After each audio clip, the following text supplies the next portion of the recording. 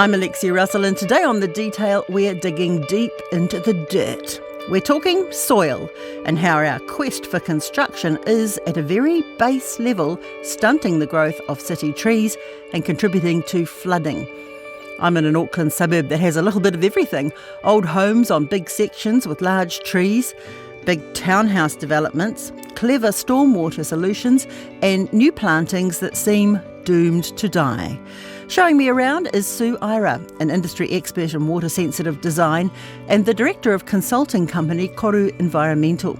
Lately, she's been doing a lot of digging to find out more about the impact new developments are having on our soil. So we first started investigating it because we were concerned about Auckland soils not being particularly spongy. So we were worried after the floods. You know, why aren't more of our soils actually coping with some of these floodwaters? But what we've started to realize as we've gone on through this journey is actually just how important it is for larger vegetation like trees to be able to grow within a healthy soil substrate. Okay, and you brought your spade with you. I have, yes. Why? Why are you digging up the berm? I'm going to show you some beautiful soils that are natural volcanic soils here in Panmure area. And then I'm going to take you across the road and I'm going to show you exactly the same soils, but after it's been through a mass earthworking and compacted process. Right, because we're in a sort of fairly oldish street, but a brand new development, a big development across the road, lots of terrace houses. That's in right. The shadow of Mount Wellington. And this is very typical of what we see in Auckland at the moment with the infills. So, you know, having a lot over here, which might be 800 squares, and then that one house which is on it gets taken down and 3 houses, smaller terraced houses, get put up.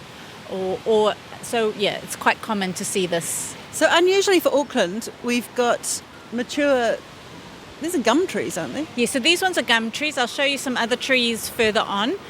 What we want to see is large trees like this, ideally native, like your pahutakawa or your puriri tree.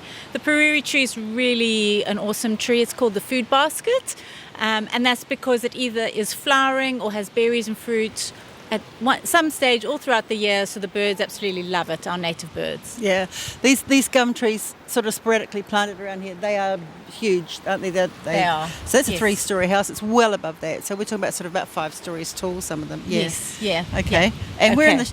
underneath one, so let's get digging. Okay.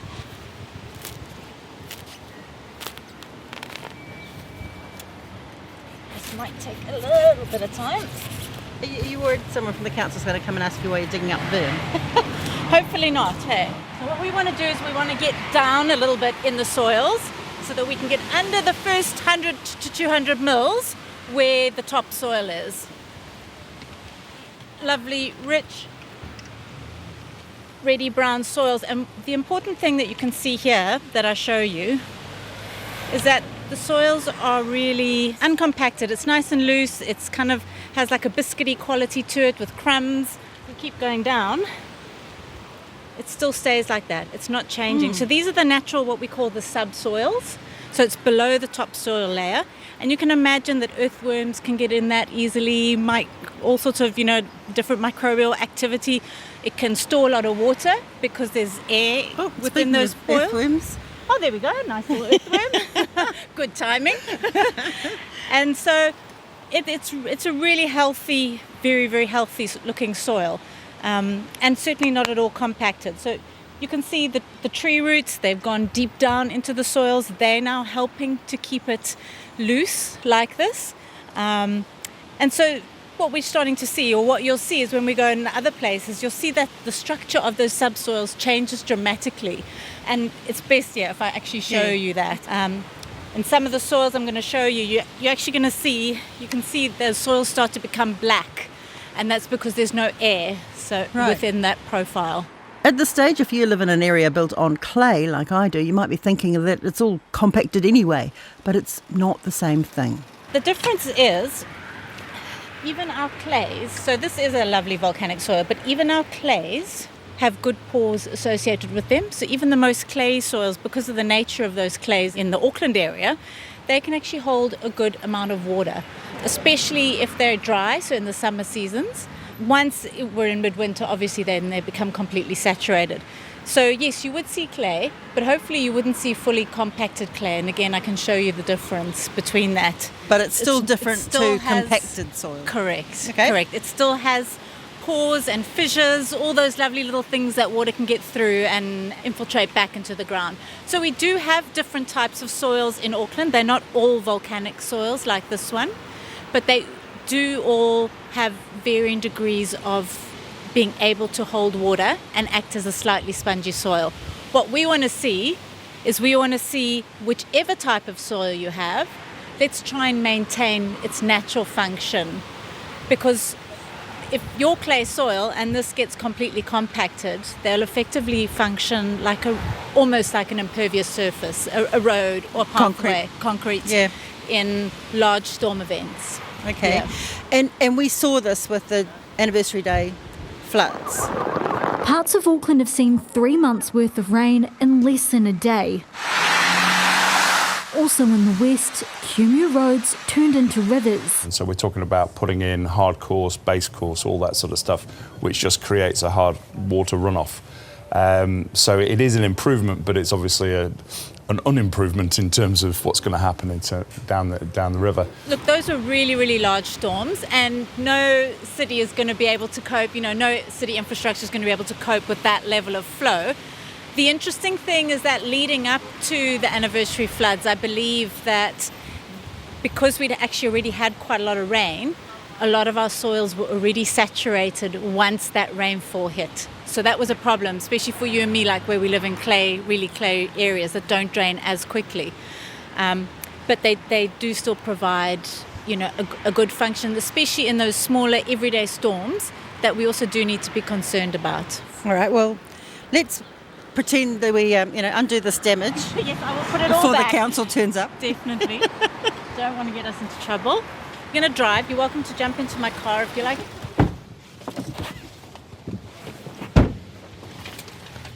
Just before we go, we're across the road from this beautiful soil, we're looking at a lot of 2, sometimes 3-storied townhouses. How can you tell, looking at them, because it's a bit of planting, what the soil's like? I think that's the problem. You can't really tell. You have to probably look at the health of the vegetation. That's one giveaway. But of course, lots of different things can affect vegetation health in urban areas.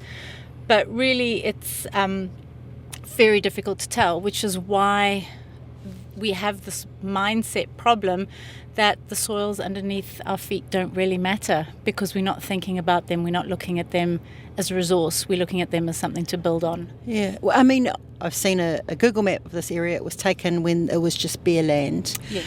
No trees. So, and obviously it's easier to put up a development when there aren't any trees to work around. So it was cleared. So that's the stage at which it gets compacted, right? That's right, yes. So there are a few different things you can do to avoid that. If you can avoid certain areas, that's the best case scenario. So leave certain areas set aside as your deeper soil areas. But that's not always possible, especially in these sorts of ultra-urban areas where you're doing infill. So what you would need to do then is once you've finished your mass earthworks to create that flat building platform, you'd go back in and you'd almost plough some areas to decompact the soil. So you're ripping up the soil, you're then mixing in some native subsoils within those areas and putting topsoil on top so that you're giving the plants a chance, the trees a chance to get their roots in and to really grow.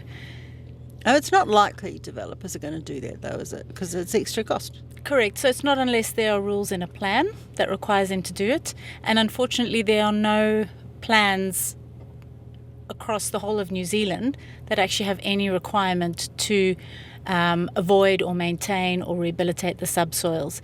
They do have specifications in them around putting back, can vary between 100 and 150 mils of topsoil, but nothing to do with the subsoils. And it's the subsoils that we need to look after. And do you find in places like this that the trees just don't grow as well? Is that one of the symptoms? Exactly right, yes.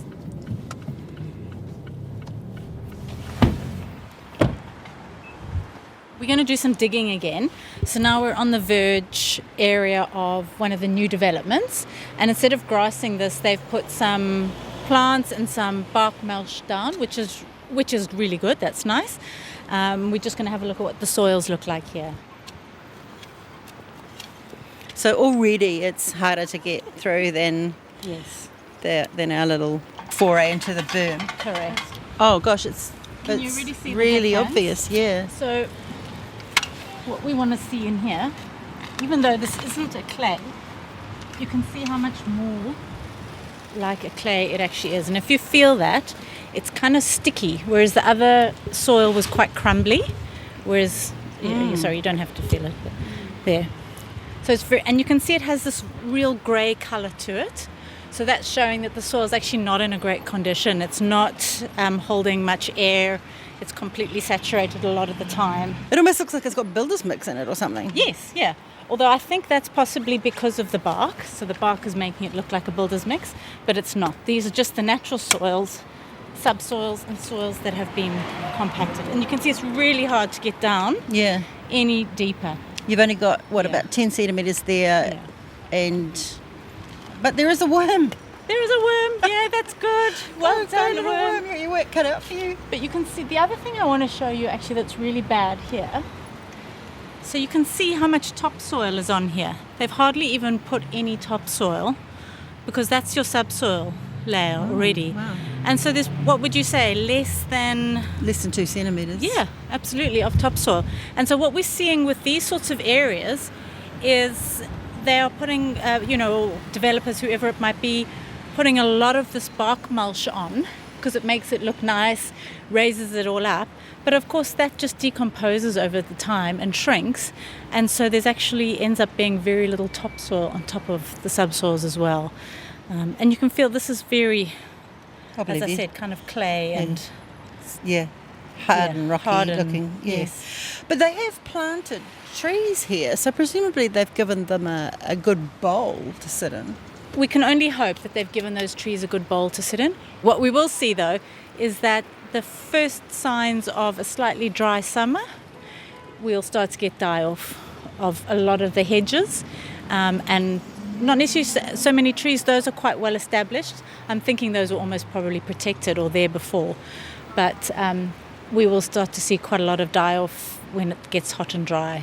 I mean, they've used some quite hardy plants here. There's a hebe and some grasses and flax. It's all native by the looks of things, mostly. Yes, Yeah. I think the thing is they've done a good job, but the execution is wrong, mainly because of what's beneath their feet. And that's not necessarily the developer's fault or the council's fault or anyone's fault. It's just a lack of knowledge as to actually what needs to be below to support healthy vegetation. That's right. Throw some bark back over it. Look, it just looks exactly, you wouldn't even know we'd been here. Fantastic. There we go. Now I'm going to take you around the corner to show you one more site. All right, are we walking? Yes, just around here. So this is what I wanted to show you here. What we're looking at is a green strip in between a pathway and a driveway. And you can see how incredibly narrow this green strip is. And Yeah, it'd be 40 centimetres 40 tops. centimetres, yeah, that's Yeah. right. And so look, they've done a great job by planting these native coprosmas in them. But again, there is basically, you can see, can you hear that? Yes. So it's actually How are they even growing on concrete. concrete? So there's probably about less than 200 mils of depth in there for those plants. So they might look okay now as they're small, but they're really going to struggle. Come any sort of drought, they're going to struggle. And then what happens is these areas just become weed patches. They get either concreted over or sprayed, and then that gives any sort of nature-based solution a bad name because, oh, look, it doesn't work. But it's the way we've applied the solution again that's not working, not the solution itself. Right. It's a nice idea to break up the pathway and the driveway, but rather have the vegetation all on one side so you have a bigger, more resilient strip than two small strips. But also, Plants aren't cheap. Even if you go and get them at a wholesale nursery, That's right. It seems to be an awful waste of time for sort of instant gratification in terms of like, here's the development, we've done some green things, Yes. don't come back and look in 2 years' time. I think, look, you're right. I think the problem is exactly what you mentioned earlier, is that often these developments happen and they're handed over to council and then the developer's gone. And so it doesn't really matter what it looks like in a few years' time. The lots have been sold, the houses have been sold and built. And so our plans and our policies need to be improved by making the developers, the consenting process, think about the long-term implications of their developments. The wind playing havoc there with our microphones. But next we look at a road calming measure, which is also a little rain garden. So the camber of the road is in the middle. So what that means is the water flows from the centre of the road down towards the curb line on both sides and into these what we call rain gardens, which are basically vegetated beds that capture and hold water, and the plants themselves take up water. The soil is nice and permeable, and that's what I wanted to show you. And they filter the water through, and then it goes through the underdrain to the stormwater system. So they're really neat features. The other great thing about the design that we see of these rain gardens is that they've been built as what we call bulb outs. So they're traffic calming, effectively. They're making the road narrower in places so people have to slow down, and that's safer for pedestrians if pedestrians are walking around. So they've got a dual purpose. Absolutely, Plus, yes. I guess by the time that road runoff gets to the stormwater drain, the plants have filtered some of the chemicals out, some of the toxins out. Yes, that's the plan. So the plants do some work in terms of filtering out those contaminants, and so does the soil as the water flows through the soil itself. So it is good, but we can do more. And we need to think about how we do them so that they not really become really expensive for council, for Auckland Transport to maintain. So as an example, with these ones here, they have put some rock in the inlet. You can see those little pieces of rock that have been grouted into the concrete. That's really hard to maintain because you can't really get a spade or sweeper truck or something like that in there to actually get that sediment out. It would have been much better if they had have put the rock riprap over here in the rain garden bed just loosely so that it's not causing a maintenance problem. So why did they do that? Aesthetics. Lack of thought. Okay. And I think that probably sounded a bit flippant, and I didn't mean it to, but what happens is a lot of these systems are designed by engineers who are not involved in the long-term maintenance of these assets. So unless you understand what long-term maintenance is required, you're not able to incorporate that into their design. So at the moment, certainly something I'm pushing a lot through my work is trying to get engineers to understand how to design for maintenance, to reduce that long-term cost burden to council. So far, we've been talking green or brownfield developments, but there are other water-soaking moves going on in the city's established suburbs. One initiative by Auckland Transport, which is actually a really great initiative. It's a small initiative, but it has big implications, is that they have started putting green roofs on their bus shelters. And so whilst that might be quite a small little green roof, once you start to get that cumulative implementation, it's really good. So in those real ultra-urban areas, we need to think a bit more cleverly. We need to retrofit green roofs where we can. We need to plant more trees. And so it's just a matter of taking those opportunities where we can, and that's often quite piecemeal. It's when they come. Piecemeal and often quite costly to both public bodies like Auckland Transport and private developers. And in the absence of regulations forcing them to help green a city, it's up to those organisations to be brave and forward-looking. But on the way to our next stop, we see another entire block being cleared, a roller compressing the soil. And we're looking at the problem repeating itself. Exactly right. So it may well be on this site that they had to completely strip and earthwork the whole site. And if that's the case, fine, but then there should be a requirement for some sort of rehabilitation or amelioration of the soils in the green areas once the subdivision is completed. It's about doing things differently and not being scared to do things differently. Now we're down the road at another new townhouse development, but this one's a bit different. So I wanted to show you these rain gardens here. Again, we're in Glen Innes within the Tamaki redevelopment area, and you can see some lovely new terraced houses behind us. And so what they've done is, again, they've used these long types of rain gardens to provide for a bit of water quality treatment from the roads. But what they've actually done in these rain gardens, which is quite unique, is they've planted trees. We don't often see trees planted within the rain gardens, but this is really great because, as you saw from the previous site we were at, the rain gardens have really beautiful soils. And so these trees are going to be able to get their roots in, they're going to be able to grow, they'll be happy, and hopefully we'll get some good outcomes here. Happy trees but unhappy parkers, because this particular rain garden is taking up, let me guess, 4 parking spaces. So that once again, there's choices to be made. There's always trade-offs, absolutely. The other good thing about this rain garden, though, if we parking aside, is that we can see it's actually quite a big rain garden. It's quite long. But what's really good about it is, again, we come back to the maintenance. These really small rain gardens, like the ones we saw at the last site, they can be quite expensive to maintain. But when we have longer ones, we get bigger areas of deep soils, we get the vegetation that's happier establishing, we don't have as many edge effects along the paths, and so they become actually more economical for council, for Auckland Transport to maintain going forward. And of course that is an important thing to think about, because as ratepayers we're the ones that are actually paying for that maintenance, so we want our infrastructure to be economical as well as to deliver the benefits of water quality and all those other co-benefits around sequestration, reducing our urban heat island, that sort of thing. How big a factor has Anniversary Day floods been in the way Aucklanders change their minds about these things, about we rethink the city? I think it has been a really big factor.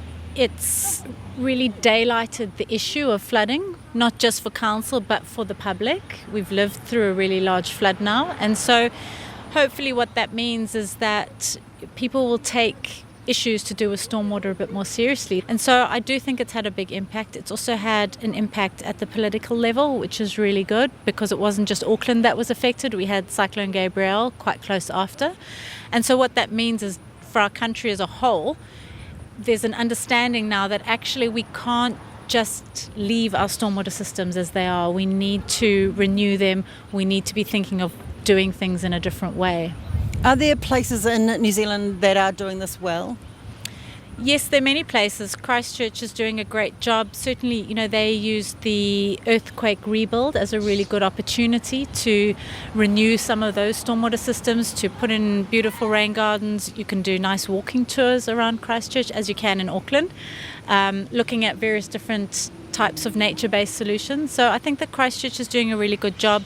They've got a fantastic approach to their stream management as well, around their wetlands and waterways. Wellington is doing okay, and they have a lot of challenges facing them at the moment, but we do have some good examples. And Transmission Gully, as an example, although it was a difficult project, the whole of the motorway is treated by swales or wetlands, and with just a few things like storm filters, which are underground devices in places. So very much, again, a nature-based solution or green infrastructure approach to that new road.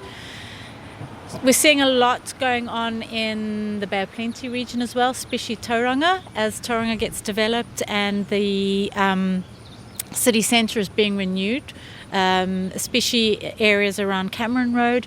We're seeing some really great stormwater infrastructure going in there, some new trees, some swales, some rain gardens.